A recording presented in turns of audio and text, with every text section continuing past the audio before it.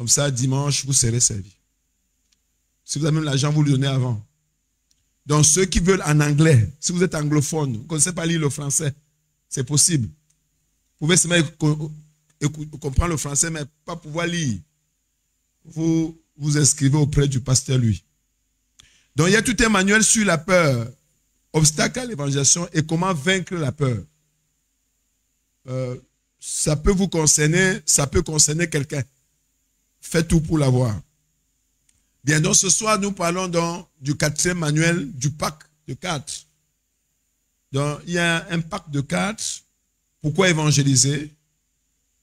Parce que quand on ne connaît pas la raison d'une chose, le pourquoi d'une chose, l'échec est inévitable. On a vu ça depuis mardi. Comment le faire? On a vu hier. Et les techniques, on a vu ça ce matin. Et ce soir, nous allons voir donc les obstacles. Première partie. Et on va terminer demain matin. Obstacles à l'évangélisation, deuxième partie. Naturellement, il y a toujours des obstacles, comme la pluie. Il a plu sur moi ce matin. Hein? Il a plu sur moi sérieusement. Parce que moi, je viens de Japoma. Je pouvais me dire qu'il a plu, je ne pars pas là-bas. N'est-ce pas? Je pouvais aussi dire ça, non? Qu'il a plu, bon, moi, je n'aime pas plus. Est-ce qu'on peut dire ça? Je pose la question, est-ce qu'on peut dire ça? Est-ce qu'on peut dire il a plu et je ne pars pas? On trouve une réponse, non? On trouve une solution, non? Voilà. Et même tout à l'heure, il a plu pendant qu'on évangélisait. Est-ce qu'on n'est pas sorti? On est sorti. Et les gens ont été bénis. N'est-ce pas, Achille? Les gens ont été bénis. Donc, il y a plusieurs obstacles comme ça qu'on va voir. Et comment les vaincre? L'Église n'a plus d'excuses. Je dis, l'Église n'a plus d'excuses. Dis, je n'ai plus d'excuses. Dis ça fort. Dis, je dois gagner une âme. Donc, il n'y a plus d'excuses. Il n'y a plus de j'explique. Non, il n'y a plus rien à expliquer. Après ce séminaire, on n'a plus d'excuses parce que c'est l'ignorance qui détruit. Mais quand on est sorti de l'ignorance, on n'a plus d'excuses. On n'a plus d'excuses. Donc, ouvrez donc à la page 2 et quelqu'un va nous lire le préambule. La sœur, oui, viens. Acclamons le Seigneur pour elle. Elle parle bien. Acclamons encore, quel don, tellement bien. Donc, donnez-lui le micro, elle va nous aider à faire la lecture. Parle tellement bien. Ah, c'est ta soeur? Oui. Voilà. Tu as les sœurs ici, hein? Voilà. Elle a une très belle voix. Donc, exportons tous les dons. La mienne est rock, la sienne est bien taillée. Vas-y, ma soeur. Préambule. Ce manuel de formation est une tentative de réponse inspirée par le Saint-Esprit aux nombreux obstacles rencontrés par plusieurs chrétiens dans le champ d'évangélisation. Ce n'est plus un secret de polichinelle de rappeler que beaucoup de chrétiens n'évangélisent plus ou alors se sont carrément refroidis face à ces obstacles lorsqu'ils se pointent devant eux. D'autres évoquent ces raisons pour ne plus prêcher l'évangile. Cependant, le Seigneur Jésus-Christ lui-même nous a instruits selon Matthieu 28, verset 19. « Allez, faites de toutes les nations des disciples, les baptisant au nom du Père, du Fils et du Saint-Esprit. » Il est donc question, selon les recommandations du Seigneur Jésus-Christ, d'aller. C'est donc un ordre. Mieux encore, ce sont des dernières volontés du Seigneur. Nous n'avons pas d'excuses. Il devient donc urgent de rechercher à la lumière du Saint-Esprit des stratégies pour vaincre les obstacles à l'évangélisation et nous lever pour obtenir à l'ordre de notre Maître, notre Seigneur et Sauveur Jésus-Christ. Ce manuel donc s'inscrit dans cette logique. Puisse Dieu dans sa grâce nous illuminer et nous amener pendant que nous lisons cet ouvrage afin que nous puissions être à même de vaincre tous les obstacles qui se présenteront sur le chemin dans l'accomplissement de l'ordre missionnaire, mieux de la grande mission. Bonne dégustation. Introduction. Plusieurs facteurs peuvent expliquer pourquoi beaucoup n'évangélisent plus. Dans le cas de cet ouvrage, nous évoquerons quelques-uns. Les peurs, l'idée qu'on se fait de l'évangélisation, le manque de temps ou disponibilité, je n'ai pas l'argent, la paresse, le manque de courage, le découragement, les épreuves de la vie, les doctrines religieuses, les fausses conversions et les religieux, le manque d'équipement spirituel, le monde et ses distractions, les intempéries, les déceptions, l'incrédulité, les responsabilités qu'engage le salut des âmes, pas d'envie, les menaces et agressions. Pour qui manque là-dedans? Dans la liste là, tu n'as pas manqué. Tu dis on complète, pardon, pour le prochain livre. Dans la liste là, pour quelqu'un manque. À vous riez seulement. Ah, il y a pour tout le monde. Si tu n'as pas manqué, tu dis alors. On ajoute. Oui, maman, tu n'as pas, c'est quoi? Comment? Je ne te suis pas bien. Elle ne levait pas la main. Ok. Tout est là-dedans ou bien pour quelqu'un manque? Hein? Qu'est-ce qui manque? Les obstacles, qu'est-ce qui manque? Parce que c'est ce que j'ai pu, par la grâce de Dieu, inventorier. Est-ce que peut-être j'ai déjà oublié certainement? Je ne sais pas. C'est ça qu'on appelle intempérie. Intempérie, c'est-à-dire pluie, tout ce qui est comme un aléa climatique. C'est ça qu'on appelle intempérie. Ok? Ça marche? Bon, tu vas réfléchir, non? Si à la fin tu as trouvé, tu me dis non. Je suis sincère, je suis sérieux. Hein? Comment? Tu ne parles pas bien. Quelqu'un n'arrive pas à bien parler. Ça peut être un obstacle, c'est ça? Quelqu'un qui bégaye. Vous avez connu quelqu'un comme ça? Vous avez connu quelqu'un comme ça? Hein? Qui bégaye? Il n'arrive pas à parler. Ok. Écrivez donc ça quelque part. Quoi d'autre?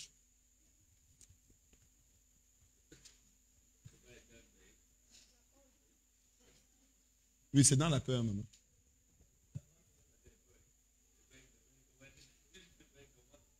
Comment, pasteur?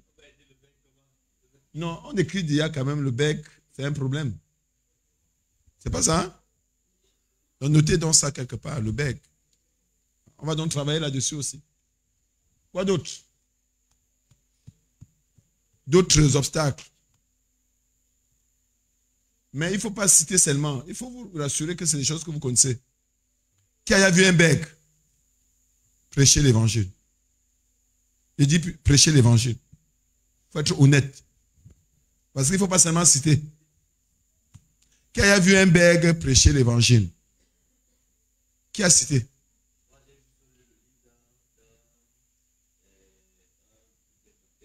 Ouais.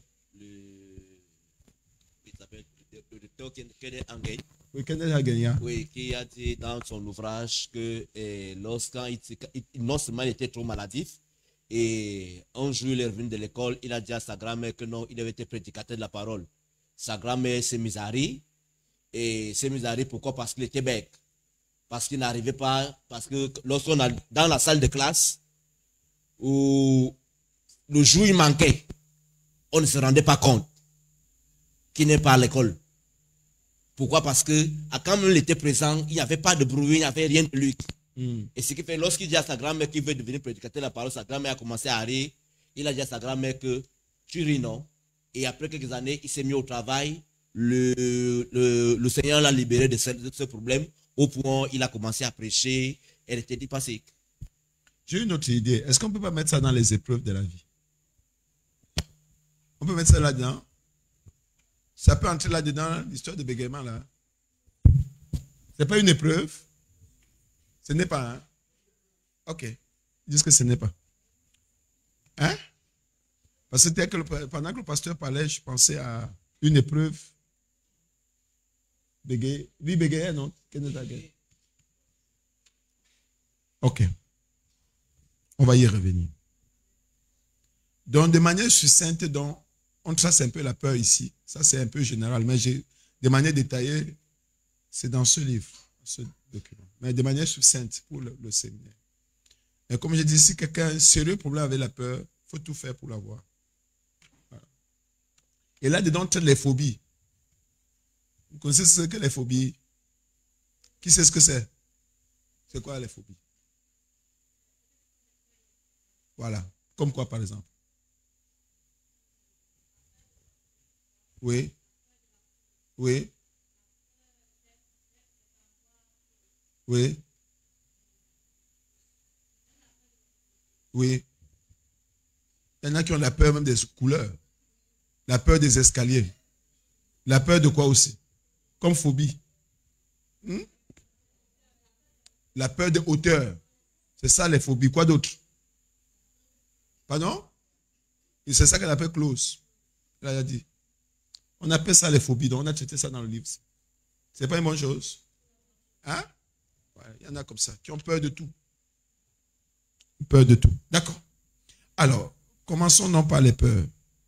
Dans ce cas-ci. Ici, nous faisons de manière générale. Vas-y, ma soeur. Peur. Beaucoup n'évangélisent pas parce qu'ils sont animés dans la plupart des temps par les peurs. Dans le cadre de cette formation, nous étudierons quelques peurs auxquelles nous pouvons faire face. Donc ici, ces peurs, ce ne sont pas les phobies. D'accord? Ce sont les peurs classiques. D'accord? On y va. Je vais paraître idiot extraterrestre. 1. 2. Je risque d'être agressé ou rejeté. 3. La peur de rencontrer quelqu'un qu'on connaît. 4. La peur de ne pas être assez formé. 5. La peur de ne pas être assez sain ou exemplaire. 6. La peur d'être mal habillé, ne pas avoir de voiture ou alors élégant. 7. La peur de se sentir, de se tenir devant la foule. Maintenant, détaillé. 1. Je vais paraître idiot ou extraordinaire. Oui. Évangéliser est devenu la risée de plusieurs. Insultes et calomnies. C'est comme si on se diminuait, moins homme que les autres, en se mettant dans la pratique de l'œuvre évangélique. C'est apparemment être d'une basse classe. Nous devons, en tant que chrétiens, surmonter cette peur. Quel que soit ce que les gens diront de nous, c'est ce que Dieu dit de nous qui est important. Soyons-en rassurés, la parole de Dieu nous encourage à être témoins de l'évangile. Acte 1, verset 8. Mais vous recevrez une puissance, le Saint-Esprit survenant sur vous, et vous serez mes témoins à Jérusalem, dans toute la Judée, dans la Samarie et jusqu'aux extrémités de la terre. Ne prenons pas au sérieux les insultes, les calomnies et les mépris du monde, car il est réservé aux hommes de mourir une seule fois et après quoi c'est le jugement. Levons-nous avec courage pour proclamer l'évangile car le temps est court. Chers frères et sœurs, la fin des temps est proche. Craignons Dieu en mettant en pratique la parole de Dieu. Dans le livre de Luc 15, verset 7, nous pouvons lire qu'il y aura plus de joie dans le ciel pour un seul pécheur qui se répand que pour 99 justes qui n'ont pas besoin de repentance. Nous ne devons pas avoir honte de l'évangile. C'est une puissance de Dieu pour le salut de quiconque croit. Du juif premièrement, puis du grec. Romains 1. Romains 16. 1, verset 16. Donc, la manière qu'on te regarde souvent, tu peux croire que tu es perdu. Que c'est comme si tu avais raté quelque chose. Quand tu prêches l'évangile, comme si tu étais un raté. Qui a souvent eu ça? Maman, t'es là? Elle est la seule? C'est-à-dire, on te regarde un genre comme ça, bizarre. C'est comme si tu as perdu quelque chose, tu as perdu le nord. C'est comme si quelque chose n'a pas manqué dans ta vie. Qui a eu ce problème? C'est de ça que je parle ici. C'est comme si tu étais la risée des gens. La vie n'avait pas de sens. Toi, tu es zéro macabo. Oui. Tu ne sais rien. Tu es comme plus que le papier hygiénique même sert même un peu. Toi, tu ne sais rien. Et beaucoup de chrétiens sont restés là. Et ne prêchent plus l'évangile. C'est dire, il ne veut pas qu'on m'insulte, qu'on me méprise. Toi aussi, tu es entré dans les choses là. On a dit ça qui? Et tu as fait comment alors? Toi aussi? Moi, je te croyais plus intelligent que ça. On a dit ça qui? On a dit à quelqu'un comme ça, je te croyais plus intelligent que ça. Oui. En réalité, tu n'es pas plus intelligent que ça, quoi, en fait. C'est une insulte hors norme. Quand on te dit ça, vraiment, on t'a vraiment bien insulté. Oui, on t'a touché mal. Je te croyais plus intelligent que ça. Mais bon, tu es toto, franchement. Ça ne vaut pas la peine. Et puis tu entres dans ces choses-là. Il ne faut pas céder à ça. L'évangile est une puissance. Dis ça fort. Ouais. Donc, ce qu'on méprise là, c'est la vraie puissance. Donc, sois-en convaincu que tu es dans la vraie puissance. L'autorité est avec toi. La force est avec toi. Le pouvoir est avec toi. La puissance est avec toi. Dis, j'ai la puissance. Il faut être convaincu de ça. Parce que si tu n'es pas convaincu, tu vas céder à ces gens-là. Parfois, c'est des francs-maçons qui dorment au sol. Ils dorment au sol. Ils ne dorment jamais sur le lit. J'ai connu un professeur comme ça, il dormait au sol. Il ne dormait jamais sur le lit. Mais vous voyez comment il méprisait chaque fois qu'on lui prêchait Jésus. Comment il nous méprisait. Pourtant, il dormait au sol. C'est des gens comme ça, là, ils ne vont pas au WC. C'est des gens comme ça, là, ils vivent des excréments. Ils mangent des excréments tous les midis. Je vous dis, on vous raconte la vie, mais vous allez fuir. Mais vous voyez comment ils sont moqueurs. Ils sont moqueurs. Ils mettent des parfums, ils font ceci pour flatter les élus. Et si tu tombes dans les pièges, tu es fini. Tu vas dire, ouais, c'est déjà tard. Pourtant, tu avais une belle vie. On dit, oh, ma soeur, tu souffres, hein? Tu souffres. Donc, tu es dans le vrai. Tu es dans le véritable.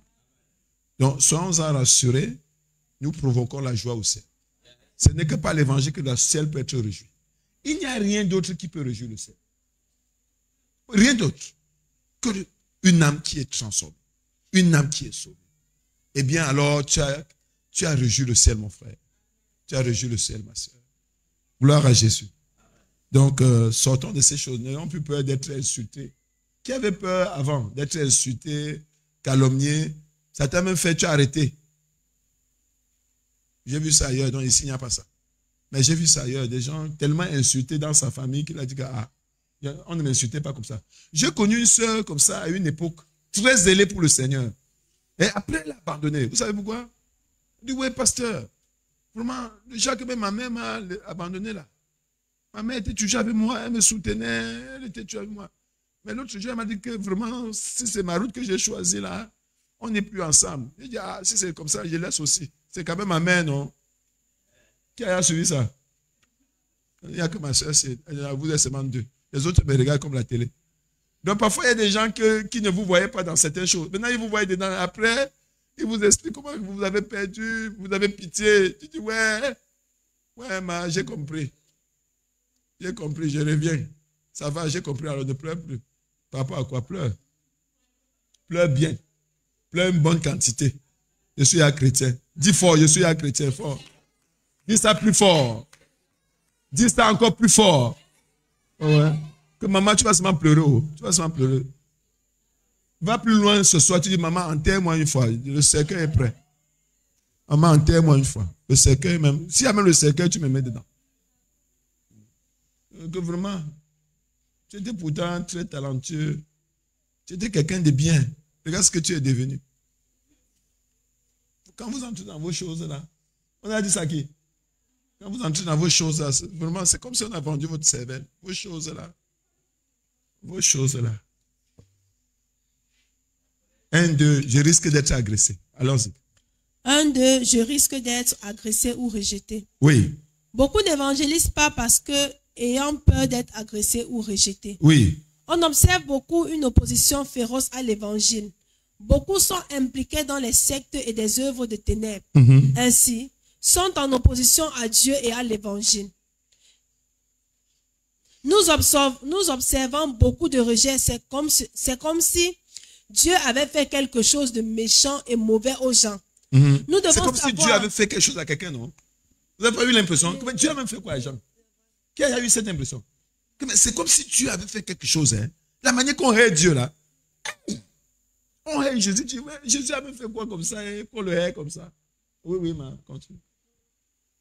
Nous devons savoir esquiver ceux qui ne veulent pas du Seigneur et ne se concentrer sur des personnes qui veulent écouter l'évangile. C'est très important. Tout le monde ne va pas écouter l'évangile. Tu fais n'importe comment. Ça ne donnera pas. Même Jésus n'a pas parlé à tout le monde. Jésus a esquivé les pharisiens. Mais toi, tu veux parler aux pharisiens. Jésus les a esquivés. Il les a appelés race de vipères. C'est comme, hein? Oui, mais il va te rejeter de manière très méchante. De manière très agressive. Donc Jésus les a esquivés. Il les a insultés. Ah, Jésus veut sauver quelqu'un, il appelle encore race de vipères. Non, Jésus n'est pas intéressé par ça. Il sait que le gars-là ne peut pas croire. Il y a des gens qui ne croiront jamais. Que le Saint-Esprit nous aide. Dis, Saint-Esprit, aide-moi. Dis, donne-moi le discernement. Oui, même dans ta famille, il y a des gens qui ne croiront jamais. Esquive ces gens. Et parle aux autres. Mets-les de côté vite. Parce qu'ils ne vont jamais croire. Ils vont tout faire pour perturber. Il y a des mamans dans des familles, c'est elles qui organisent des maraboutismes. Amènent les gens chez les marabouts. Quand elles les organisent, surtout chez les Bamiliki là-bas, quand il y a des crânes là-bas, c'est elles qui organisent ça. Les cotisations. C'est à elles qu'on remet toutes les cotisations. C'est la cheftaine ou bien le chef. Il faut savoir à qui prêcher l'évangile. Tout le monde ne va pas croire. Ok? Donc les gens se comportent, ces gens vont se comporter comme si Jésus leur avait fait quelque chose. Pourtant, Jésus est seulement mort à la croix, c'est tout. 1-3. 1-3. La peur de rencontrer quelqu'un que nous connaissons ou qui nous connaît. Beaucoup de chrétiens, soi-disant, ne veulent pas que l'on découvre leur nouvelle vie chrétienne. Ceci est dû au fait que leur repentance n'a pas été profonde ou sincère. Un cœur repenti reçoit automatiquement l'Esprit de Dieu et est un témoin ipso facto de Jésus-Christ. Acte 2, verset 38. Pierre leur dit, « Repentez-vous et que chacun de vous soit baptisé au nom de Jésus-Christ pour le pardon de vos péchés et vous recevrez le don du Saint-Esprit. » Acte 1, verset 8. « Mais vous recevrez une puissance, le Saint-Esprit survenant sur vous, et vous serez mes témoins. » L'évangélisation, comme nous l'avons dit un peu plus haut, est le signe distinctif du chrétien. Un chrétien qui n'évangélise pas n'en est pas un. C'est une preuve que la repentance n'a pas été sincère et profonde. Lorsqu'une personne est repentie, le Saint-Esprit vient automatiquement habiter dans son cœur et il devient un témoin de l'évangile. Il faut une vraie repentance, au mieux une repentance profonde pour éradiquer complètement cette peur. Vous connaissez les gens qui ont peur, non? De rencontrer quelqu'un qui la connaît. On veut aller dans ton quartier évangéliser. Non, pasteur, demain. Allons dans mon quartier demain. Et si tu sais que demain, là, tu ne seras pas là. Vous riez seulement, c'est pas vrai. Tu as peur de rencontrer quelqu'un qui te connaissait, hein, ou quelqu'un que tu connais. Tu es arrivé dans un quartier, on dit, on veut voir la sœur Solange. Quelle sœur Solange? Sœur Solange, c'est une sœur de notre église. Vous ne voulez pas de Solange Mouafo? On dit oui. C'est une sœur? On dit oui. On dit ok. Oh. Si tout le monde est sœur, ça va. Nous aussi, on est sœurs. Tu n'as pas de sœur, c'est grave. Nous voulons voir Alain, le frère Alain. Frère Alain. Dites encore tout son nom. Le frère Alain Tanefo. Frère Alain Tanefo. Il est frère? Ok, moi aussi, alors je suis frère aussi. Nous tous sommes des frères. Vous voyez, non? Zéro témoignage. Zéro témoignage. Si on évangélise, on arrive dans votre quartier, non, c'est grave. Vous fuyez, mais vous vous cachez. Parce qu'on vous connaît comme un bandit là-bas. Comme une prostituée. Est-ce que vous savez que pendant qu'on évangélisait les prostituées en 2000, je crois que c'était les nuits d'évangélisation, c'était en 2015-2016. On est arrivé un jour à Monaco. Vous connaissez Monaco? Pardon? Oui, à Bépanda, à Monaco. Et pendant qu'on évangélise une soeur, une fille là-bas, puisqu'elle a cru après, elle nous a dit que dans son village, on ne sait pas qu'elle s'est prostituée. À la maison, en famille. Donc, quand elle vient à Douala, elle vient pour travailler comme une grande dame quelque part. Quand elle rentre encore, elle vient avec les cadeaux. Personne ne sait qu'elle est prostituée. Il dit maintenant, est-ce que tu vois un membre de ta famille passer? Elle dit, elle se cache jusqu'à... Après, elle réapparaît. Et il y a beaucoup de chrétiens qui font ça. S'ils voient quelqu'un qui les connaît, ils font comment? Ils se cachent avant d'entrer à l'église. Il ne faut pas qu'on sache qu'il va à l'église. Il y en a même qui disent que j'étais de passage. Mais je vous ai vu entrer là-bas, non? C'est pas vous? Boss, j'ai passé seulement. Et la musique m'a attiré. 1-4. 1-4. La peur de ne pas être formé ou assez formé. Oui. Beaucoup n'évangélisent pas parce qu'ils se disent qu'ils ne sont pas assez formés ou ne le sont même pas. Cette peur peut être dissipée du moment où prêcher l'évangile, c'est tout d'abord partager son témoignage chrétien ou dire aux personnes que Jésus les aime. Donc la première évangélisation, c'est ton témoignage personnel. Ça, c'est la première évangélisation. Les versets, là, c'est après. Vous comprenez ce que veut dire là? Un des grands hommes de Dieu de cette, il est encore vivant. C'est quelqu'un qui avait cru au Seigneur et il était dans le train. C'est comme ça qu'il témoigne. Il était dans le train et il a dit, il a fait son témoignage, comment il est venu à Jésus. Il fait son témoignage dans le train. Et il a lancé l'appel. 7 personnes parmi l'homme de Dieu là. Il y avait 7 personnes qui ont dit, ils veulent Jésus. Et puis le gars a dit, on a dit, bon, nous on veut Jésus là, on fait comment? Il dit, ah, je vais vous dire comment, on m'a dit aussi. Et il a fait comme on lui a dit aussi. Et à cause de ça, parmi les 7, on a au moins 4 qui sont pasteurs, serviteurs de l'État.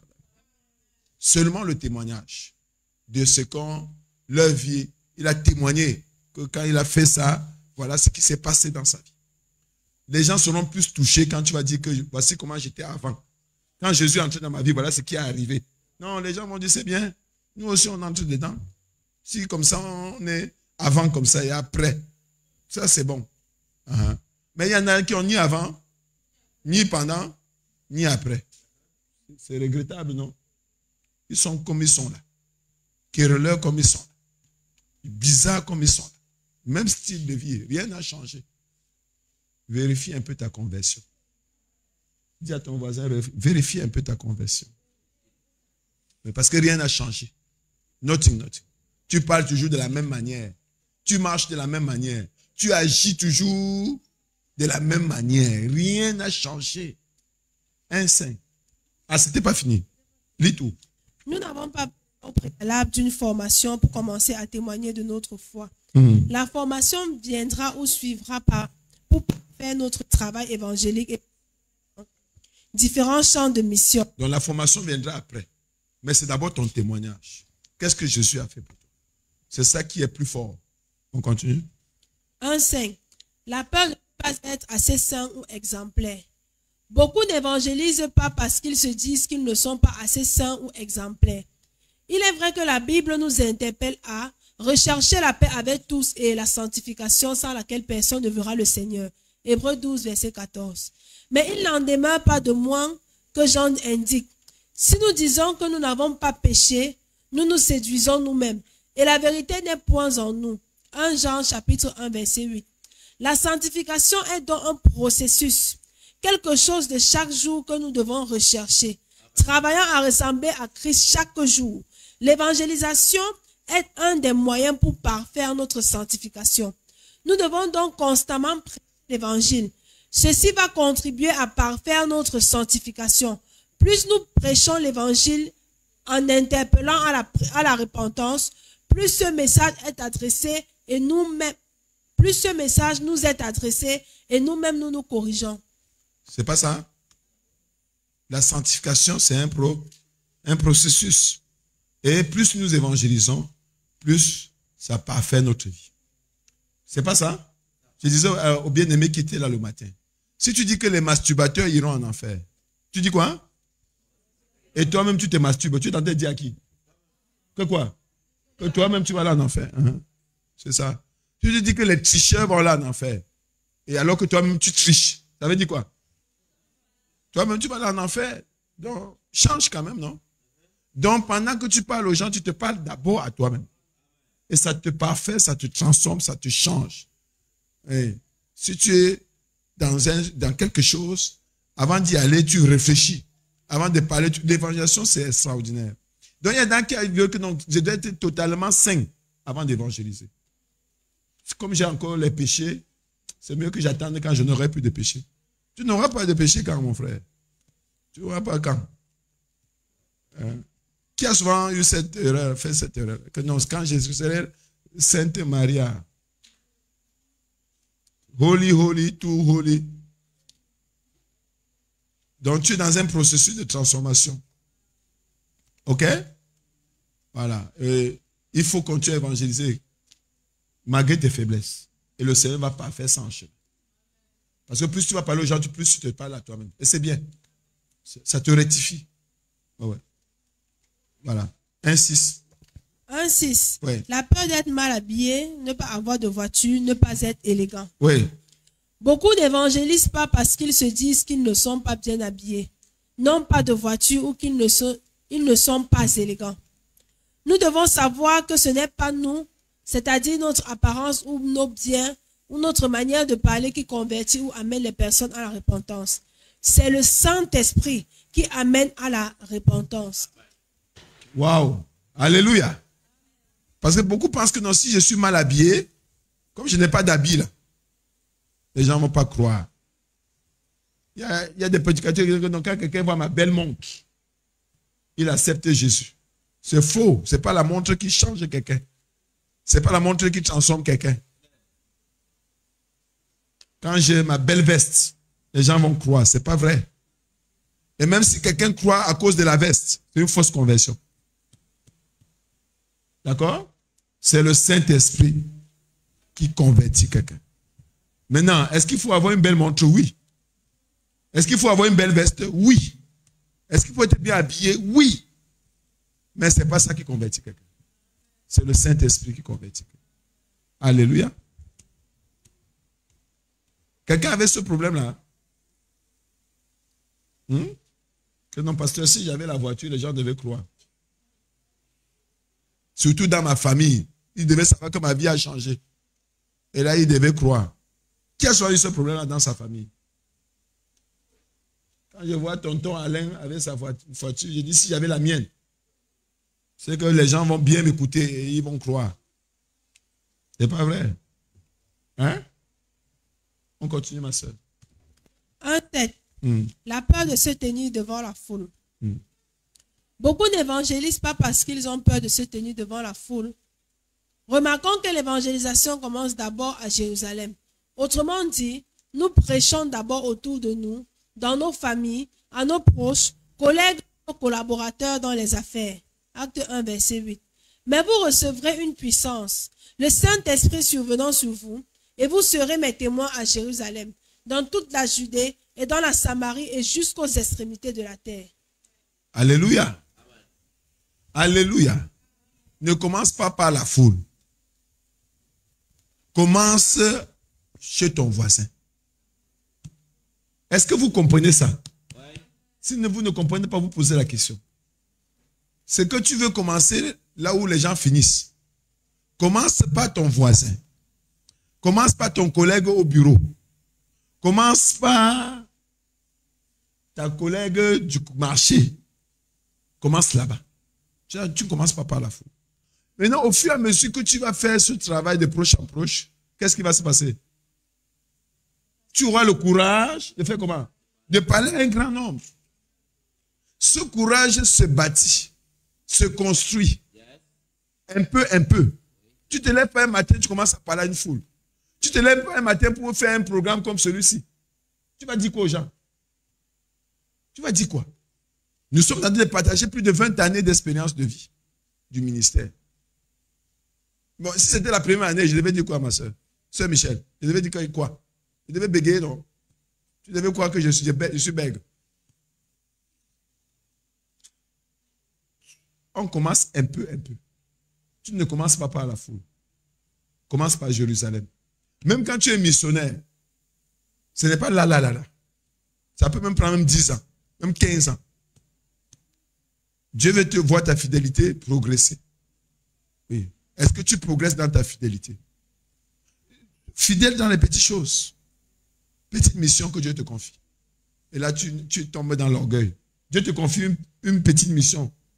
Tombe dans l'orgueil. Il va encore te confier quelque chose. Est-ce qu'il va encore te confier quelque chose? Vas-y, ma soeur. Est-ce qu'il y a des questions avant les versets?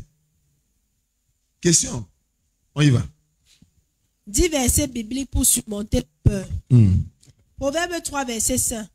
Confie-toi en l'Éternel de tout ton cœur et ne t'appuie pas sur ta sagesse.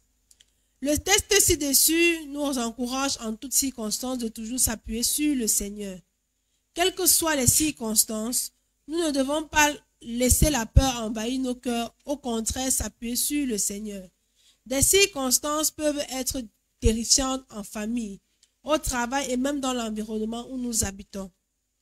Psaume 118, verset 6. L'Éternel est pour moi, je ne crains rien. Que peuvent me faire des hommes? Le texte ci-dessus nous donne de comprendre que nous ne devons pas avoir peur des hommes, même de leurs menaces. Des personnes peuvent être menaçantes de par leur regard ou physique. Vous connaissez quelqu'un comme ça? Quand il te regarde, toi-même, tu peux pisser sur toi. Qui connaît quelqu'un comme ça? Dès qu'il est dans une réunion familiale, tu n'as plus rien à dire. Malgré toute ton notion. Bon, apparemment, ça ne vous concerne pas. Hein? Oui, c'est compliqué. À cause du regard. Dès qu'il regarde, tu es calme. Bon, apparemment, ça ne vous concerne pas, n'est-ce pas? Ça ne vous concerne pas? Hein? Ça vous concerne? Ah, ok. Continue, ma soeur. De par leur position sociale, économique et matérielle.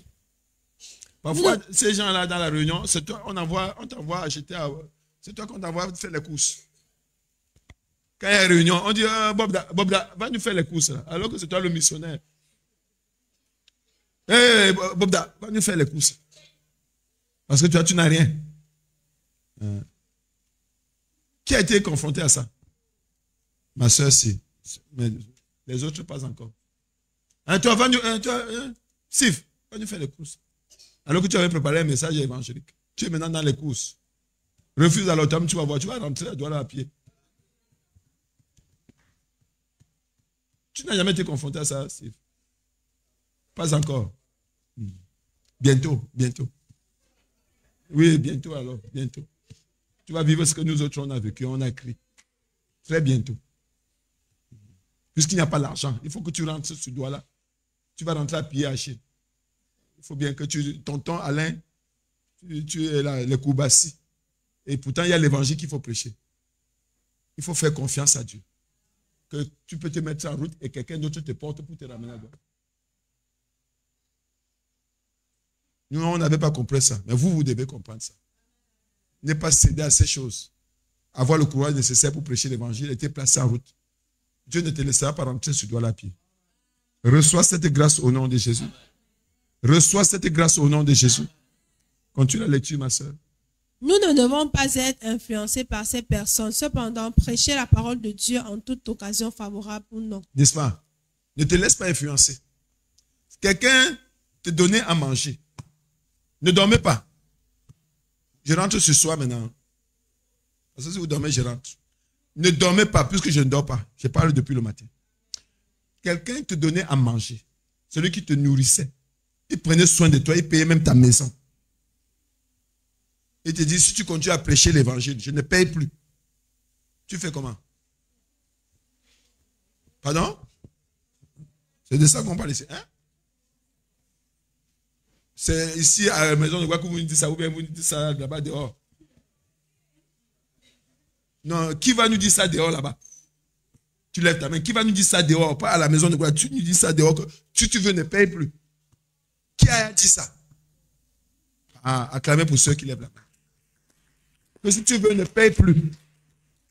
Et tu es prêt même à dormir dans la rue. Pourvu que tu prêches l'évangile. Que Dieu te bénisse abondamment. Et c'est rare. Les gens cherchent toujours à nous influencer parce qu'ils font certaines choses pour nous. Ils croient qu'ils sont alpha et oméga. C'est Dieu qui est alpha et oméga. C'est Dieu qui est alpha et oméga. Personne n'est ton alpha et oméga. Personne. Si quelqu'un veut te quitter, qu'il te quitte. Quelqu'un qui veut t'abandonner, il t'abandonne. Te laisse tranquille. Ton Jésus, ça te suffit. Dis mon Jésus, ça me suffit fort. Oui, dis, il me suffit. Ce n'est pas seulement une confession. Face aux obstacles qu'on fait ça. Comme avec Jésus là, c'est bon. Même si je suis dans la rue à quoi? À minuit, Dieu prend soin de moi. Il y a même un bandit qui va venir, ouais madame, vous voulez qu'on vous aide? Vous voulez partir où? Vous habitez où? Tu dis à côté, tu as même peur. Non, n'ayez pas peur madame, prenez 500. Moto. C'est un bandit, hein? Acclame Jésus si tu comprends. Moto. Laissez la dame si à côté. Laissez la maison, la dame si à côté. Et tu as même peur, tu crois que c'est un piège. Ce n'est pas un piège, mais Dieu avec toi. Reçois au nom de Jésus. Alléluia. Acclame Jésus si tu aimes le Seigneur. Donc, Dieu est capable de te préserver au milieu des ronces, de la jalousie, de la magie, de la secte. On t'amène le sorcier, dit que non, chasse la dame-ci, chassez la dame-ci. Oh, le monsieur-ci ne doit pas être ici. Chassez le monsieur-ci. Ouais. Crois Dieu jusqu'à la fin. Touche quelqu'un, dit crois Dieu jusqu'à la fin. Jusqu'à la fin, jusqu'à ce que ça finisse. Malheureusement, on s'arrête en route. Et Dieu n'est plus dedans. Et tout à l'heure, lors de l'évangélisation, nous sommes avec Michel, notre groupe. Et on a rencontré une jeune fille qui parlait des traditions, qui parlait de comment ils ont fait une tradition et ça a marché. Ils avaient prié, ça ne donnait rien. Mais quand ils ont fait la tradition, ça a marché. Elle dit, ma chère sœur, tu n'as pas le temps de Dieu quand tu pries. Tu as le temps de Dieu quand tu pries. Et parfois, Dieu veut t'éprouver pour voir si tu es réellement sérieux ou sérieuse dans ta prière. Le Seigneur a prié 3 ans et ça fait quoi? Il y en a qui prient 20 ans. C'est dans la Bible. Il y a un monsieur qui était là-bas malade depuis 108 ans. C'est pas dans ta Bible. Il attendait seulement que l'eau bouge. Quand ça a bougé, quelqu'un est entré. Si tu es là-bas, tu fais quoi? Tu fuis l'église. Tu peux partir, alors pars. Pars, l'église va continuer. Touche quelqu'un, dis, tu veux, tu pars. Touche quelqu'un, tu... Dis-lui, l'église va continuer sans toi. Ouais. Tu lui as dit, dis-lui ça bien. Ne pas même pas. L'église va continuer sans toi. Nous, on va continuer à servir Dieu. Nous, on sait, il y a Dieu. Hein. Nous, ce n'est pas la négociation. On sait, il y a Dieu. Donc, toi, tu veux, tu pars. Donc, nous, on est là dedans. Oui. Nous, on est dedans déjà. Dedans, non. On n'est pas dehors, hein. On est déjà dedans. Nous, on ne négocie pas. On est là dedans. Nadaï. Oui. On meurt dedans. Point final. J'ai prié 3 ans. Par rapport à quoi? Dieu a 3 ans. Tu parles même de quoi? C'est dans la Bible. Papa, j'ai prié depuis, non? Dieu ne voit pas. Voir comment? Voir comment? Le temps de Dieu, c'est son temps. Dieu n'a pas le même horloge que nous. Quand tu vois 3 ans, Dieu voit 3 jours. Que tu n'as pas suffisamment persévéré. Il faut attendre, il faut persévérer. Mais je veux rassurer quelqu'un ce soir. Quand tu pries, Dieu est au courant. Ouais. Hein, Dani? Quand tu pries là, Dieu est au courant. C'est dans la Bible, dans Acte 12. L'église priait pour Pierre. On avait arrêté Pierre. L'église priait pour Pierre. Et Dieu opérait le miracle. Même l'église n'était pas au courant. On continuait toujours à prier. Jusqu'à ce que Pierre vienne cogner à la porte. Jusqu'à ce que Pierre vienne cogner à la porte. On dit non, ce n'est pas Pierre. On dit, Pierre fait quoi? Pierre fait même quoi là? Et c'était Pierre qui était à la porte. Et l'église continuait à prier. Ça prouve que quoi? Que tu peux continuer à prier pendant que Dieu répond à la prière. Et que Dieu a déjà répondu à la prière. Dieu a déjà répondu à ta prière. Ne doute pas Dieu. Ne doute pas Dieu. Touche quelqu'un, dit ne doute pas Dieu, voisin. Il ne faut pas douter Dieu. Donc ne dis pas que non, ça fait papa, j'attends depuis 10 ans. Il y en a qui ont attendu dans la Bible, hein? Il y en a qui ont attendu, hein? Dieu a dit à Abraham, à 75 ans, tu auras un enfant. À quel âge? Et il revient après 86 ans, il n'a rien. C'est Eliezer qui va hériter. Il dit, quel Eliezer? Tu auras un enfant. Et Abraham continue à attendre. Même sa femme dit que gars, prend même à côté, non, il prend quand même. Dieu dit que ce n'est pas lui. Donc même dans nos erreurs, là, Dieu nous pardonne. Aïe. Il voit nos faiblesses, il nous pardonne. Et à quel âge? 99, presque 100. Il revient. Il dit, c'est moi, c'est toujours moi. Il dit, hein? Et tu es là? Il dit, oui, je suis là. Tu auras un enfant l'année prochaine. Sarah dit, gars, c'est quelle histoire? C'est quelle affaire d'enfant? L'affaire d'enfant, là, c'est quoi? On ne peut pas laisser ça. Moi, je suis un vieil, là, gars. Une carcasse. L'enfant va entrer où ici? Même dans les carcasses, l'enfant entre. Reçois la grâce au nom de Jésus. Reçois la grâce. Dis, je reçois fort. Dis au nom de Jésus. Acclame Jésus. Acclame Jésus. Ouais. Même dans la carcasse. Dieu bénit la carcasse. Une carcasse pourrie. Tu as gâté tout, ça sent même déjà. Mais Dieu a quoi l'œuvre? Une vie sera ressuscitée. Dis, je reçois au nom de Jésus. Ouais. Il y aura la résurrection.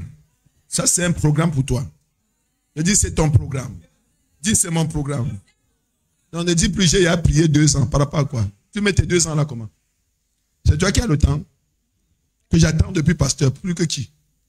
Tu attends plus que qui? Il faut faire attention. Il faut apprendre à faire attention. Dieu n'a pas encore fini avec toi.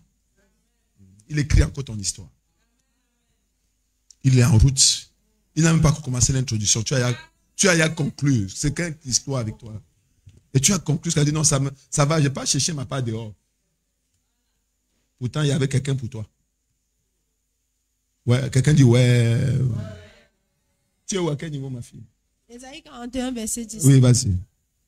Ne crains rien. Ne crains rien. Car je suis avec toi. Exactement. Ne promène pas de regard inquiet. Tout à fait. Car je suis ton Dieu. Tout à fait. Je te fortifie. Mhm. Je viens à ton secours. Mhm. Je te soutiens de ma main droite triomphante. C'est pas ça, hein? Je te soutiens. Ne crains pas. Je suis avec toi. Qui peut parler comme ça? Il n'y a que Dieu pour parler comme ça. Il n'y a que Dieu pour parler comme ça. Et tu lis la Bible là tous les jours, mais tu fais les mêmes erreurs.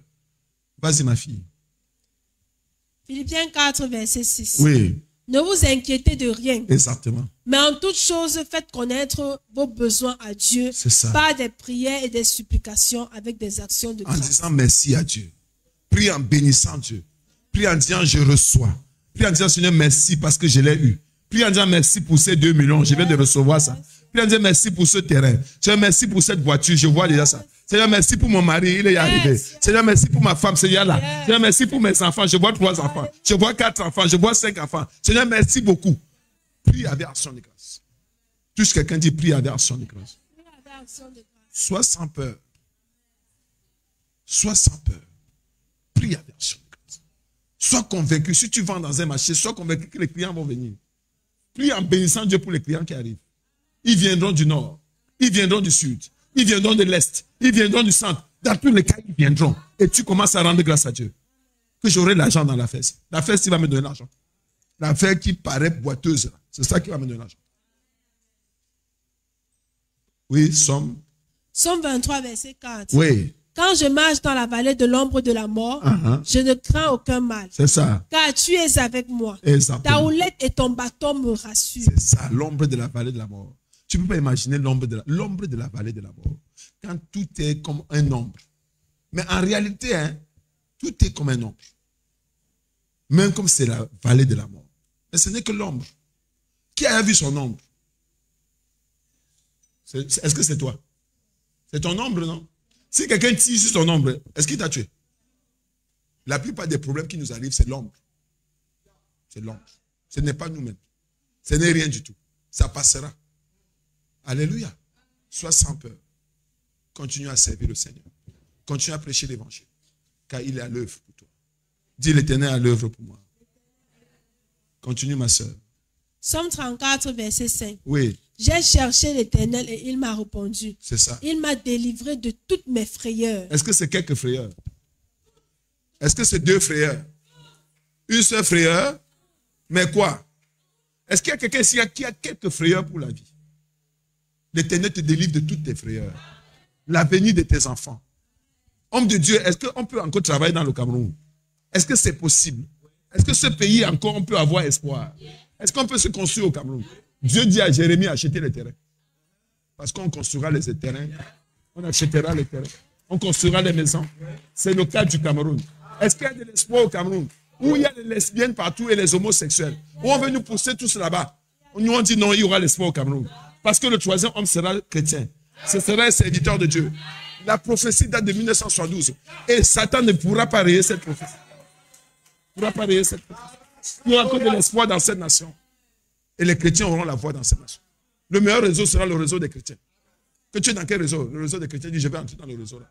Reçois la grâce au nom de Jésus. Ça se passera dans ce pays, dans ce Cameroun. Le même Cameroun que tu vois là. Le même Cameroun. Il faut de l'espoir. Je dis qu'il faut de l'espoir. L'évangile doit continuer à être prêché. On ne doit pas effacer les évangélistes. Ça doit continuer à être prêché. Je vois Satan, je vois son plan pour effacer les évangélistes. Oui, je vois son plan pour faire qu'on ne prêche plus. Que personne n'évangélise. Qu'on minimise les évangélistes. Je vois son plan, il a échoué. Nous là, on est sous la pluie. Nous là, on est sur le soleil. Nous là, on avance. Nous là, on s'élève. Nous là, on va à pied. On marche, on part. Et on annonce l'évangile. L'évangile doit être prêché. Au nom de Jésus de Nazareth. Ça doit être prêché. Personne ne va éteindre les évangélistes. C'est un appel louable. Ne cherchez pas à être prophète. Tu es évangéliste. Ne cherche pas à être pasteur pour les dîmes. Tu es évangéliste. Laisse les dîmes au pasteur. Prêche Jésus. Un jour, Dieu enverra quelqu'un sur ton chemin. Il enverra quelqu'un sur ton chemin. Apparemment, vous n'êtes pas béni. Je dois retourner à soi. Hein? Vous êtes béni. Il faut laisser les dîmes au pasteur. Laisse-les avec les dîmes. Prêche Jésus. Prêche Jésus. Sois tranquille. Ne t'effraie pas, sois tranquille. Alléluia. Sois seulement tranquille. Prêche l'évangile. Ne cherche pas à te comparer aux gens. Ne bagarre pas. N'entre pas dans les querelles. Ne sois pas orgueilleux. Sois simple, frère. Prêche l'évangile. Et un jour, oh my God. Je te dis un jour, Dieu se souviendra de toi. Dieu se souviendra. Nous voulons voir des nouvelles appels dans cette église. Que l'évangéliste soit confirmé dans son poste au nom de Jésus. Amen. Celui qui avait les tendances prophétiques qui reviennent. Ce ne sont que les tendances, reviens seulement. Reçois la grâce au nom de Jésus-Christ. Ce ne sont que les tendances. Oui, les tendances. Oui. Les tendances. C'est ça qui paye maintenant. Tendance prophétique. Tu n'es pas prophète. Il faut laisser. Tu essayes seulement. Quelqu'un m'a dit, un missionnaire, c'est le courage. J'ai dit, faux courage. C'est le courage, gars. C'est le courage. C'est vous, talent, André. Si tu dis non, ça va. Mais vous avez un oncle qui est talent, André. Et si tu demandes, si tu es prophète, non, c'est le courage, gars. Laisse le faux courage. Si tu es évangéliste, reste évangéliste. Ne force pas. Ne fabrique rien. Tu n'es pas inférieur. Je parle à quelqu'un ce soir. Je dis, tu n'es pas inférieur. Amen. Tu es enfant de Dieu. Amen. Déjà, c'est ça. Laisse même serviteur. Tu es enfant de Dieu. C'est une bonne nouvelle. Acclame cette bonne nouvelle. C'est une très bonne nouvelle. D'être enfant de Dieu. Puis, alléluia. Donc, il ne faut pas qu'on ferme la bouche aux évangélistes. Cette nation a besoin des évangélistes. L'évangile doit être prêché. Vous avez connu le phénomène des comment on appelait ça ici à Douala? Le gars qui allait dans les boutiques. Les microbes. Vous avez connu ça ici à Douala? C'est le manque de prédication de l'évangile. L'évangile ne passe pas. Les gens ne prêchent plus Jésus. En fait, la prière ne suffit pas. Il faut que quelqu'un parle. Quand on a suffisamment prié, il faut que quelqu'un parle. C'est pas ça? Il faut que quelqu'un s'adresse au gouvernant. Il faut que quelqu'un s'adresse aux régions. Il faut que quelqu'un s'adresse au marché. Vous comprenez? Il faut des gens pour parler. Donc, je suis venu encourager quelqu'un qui est évangéliste. Si tu sens ça dans ton cœur, c'est bien. Je suis venu activer ça. Je suis venu activer ça. Il faut des nouveaux appels dans les marchés, dans les hôpitaux. Un frère qui est seulement spécialisé pour les hôpitaux. Un frère qui est spécialisé pour les marchés. Un autre frère qui va dans les agences de voyage. J'ai vu ça dans la zone anglophone. On va dans les agences de voyage. On va dans les agences de voyage. On négocie avec les chefs d'agence. Avant que la voiture ne décolle, on prie. Et on prêche l'évangile. Oui, on prêche l'évangile. Il n'y a pas que les anglophones pour faire ça. Nous aussi, on peut faire ça. Je vois un frère se lever dans ce sens. Reçois cette grâce au nom de Jésus. Commencez à aller à les agents de voyage. Allez négocier que je veux venir prier quand la voiture décolle. Et en 5 minutes, tu annonces l'évangile. Fais-le avec foi. Sans te décourager. Ne t'attends à rien. Ne t'attends à rien. C'est ça le problème. Tu peux croire qu'il y a l'argent. Il n'y a pas l'argent. Fais-le avec foi. Lève-toi et va par la foi. Va par la foi. Comme je suis venu à la maison de gloire. Va par la foi. Tu ne sais pas ce qui t'attend. Mais tu y vas. Par la foi. Reçois la grâce au nom de Jésus. Reçois par la foi. Et tu laisses Dieu faire. Dieu fait, frère. Touche quelqu'un, dit Dieu fait. Oui. Laisse tes faux calculs là. Dieu agit. J'ai un homme de Dieu, Mohamed Sanogo. Très grand homme de Dieu ivoirien. Il allait à NSCA. Ou par la grâce de Dieu, Dieu m'envoie aussi. Il a fait une croisade. Il dit dans son témoignage, les offrandes, ça n'atteignait même pas les micros qu'on a loués. C'est-à-dire quand on a calculé, quand on a compté les offrandes de la croisade, des 5 jours de croisade, ça n'atteignait même pas l'argent pour les micros qu'on a, pas tout le matériel, seulement les micros qu'on a loués. Et il était tellement découragé, abattu, il est arrivé dans sa chambre d'hôtel, il s'est couché, il a dit, Seigneur, c'est quoi ça? Donc il confessait ses péchés. Et quelqu'un a cogné à sa porte d'hôtel. Il était encore en essai. Quelqu'un a cogné à sa porte d'hôtel. Il a dit, c'est même quoi encore, non? Je dois encore quelqu'un. Et il a eu le courage d'ouvrir. C'est vous l'homme de Dieu qui est venu pour la croix? Il dit oui. Oui, j'étais aux États-Unis pendant que vous étiez dans mon pays. Et j'ai ressenti fortement dans mon cœur qu'il fallait que je vienne vous soutenir pour ce programme. J'ai eu un retard. Je devais être là depuis lundi, mais j'ai eu un retard. Mais gloire à Dieu, je vous ai encore retrouvé. Je vous ai gardé ça. C'est une enveloppe légère, maman. Maman, c'est une enveloppe très légère. Mohamed a appelé, il a dit, c'est quoi ça? Il a dit, mais c'est même quoi comme ça? Il a dit, j'étais ça sur le lit là-bas, il a dit, ah, c'est même quelle histoire? Quand le gars avait même repassé les dollars, il avait repassé les dollars, comme ça, repassé les dollars. Il a encore se couché. La fois, dit, ouais, tu es même comment, mon gars? Ouvre l'enveloppe là, non? Le gars, dès qu'il a vu, quelqu'un a fait,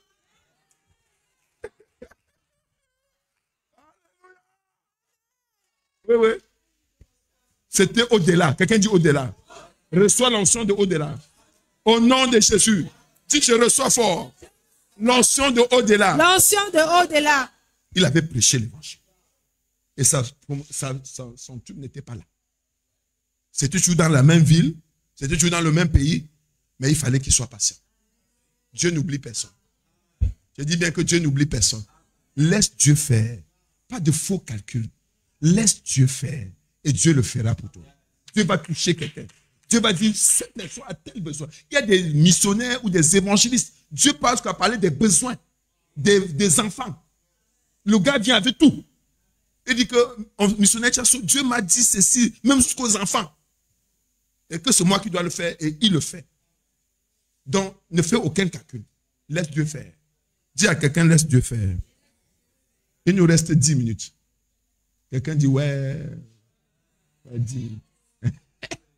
10 minutes. 10 minutes. Lis alors pour les 10 minutes. Hein? C'est 10 minutes. Ouais, je te dis. 127, verset 1. C'est fini. De David, l'Éternel est ma lumière et mon salut. C'est ça. De qui aurais-je crainte? L'Éternel est le soutien de ma vie. De qui aurais-je peur? C'est ça.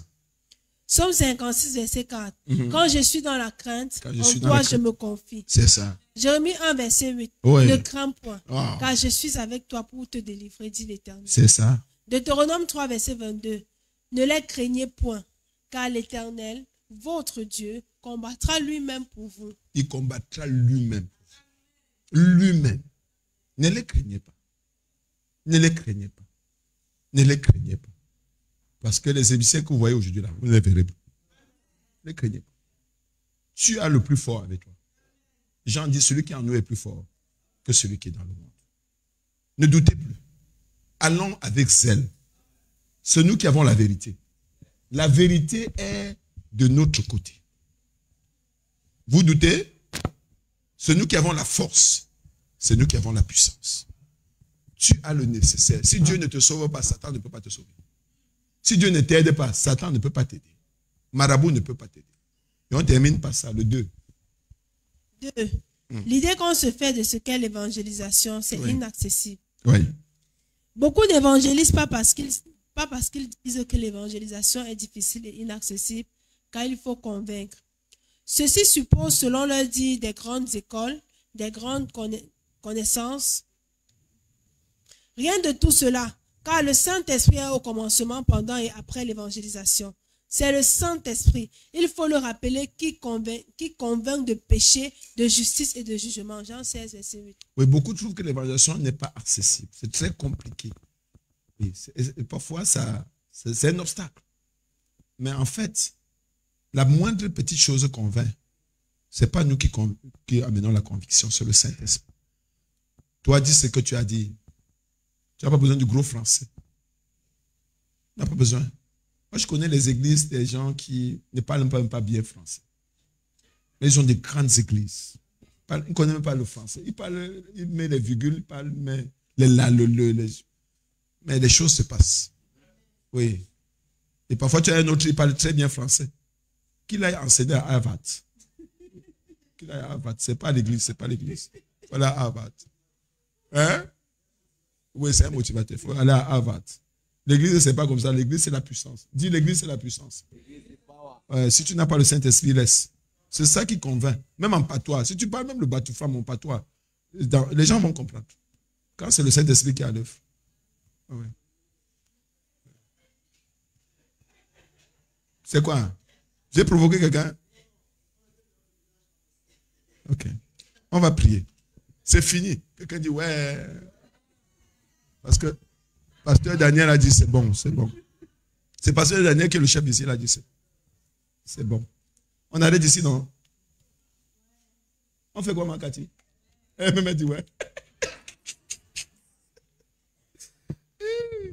Qu'est-ce qu'on fait, ma Cathy? On continue? On laisse? Ça va comme ça? C'est une bonne dose. C'est une bonne dose pour aujourd'hui, non? On continue le matin. Le matin, non? On continue le matin. Oui. Le matin, non? C'est pas ça. Du match, je joue demain matin. Demain matin, non? Ah, vous ne m'aimez plus? Demain matin, non? Ah, vous me détestez, fait quoi? On continue comment? Le temps est passé. Ouais, on enlève la viande dans la bouche. Demain, on remet la viande, pardon. Donc, notez là où on s'est arrêté. Demandez la permission si c'est possible. Demain matin. On va prier. Gloire à Dieu. Lève tes deux mains, bénis le Seigneur.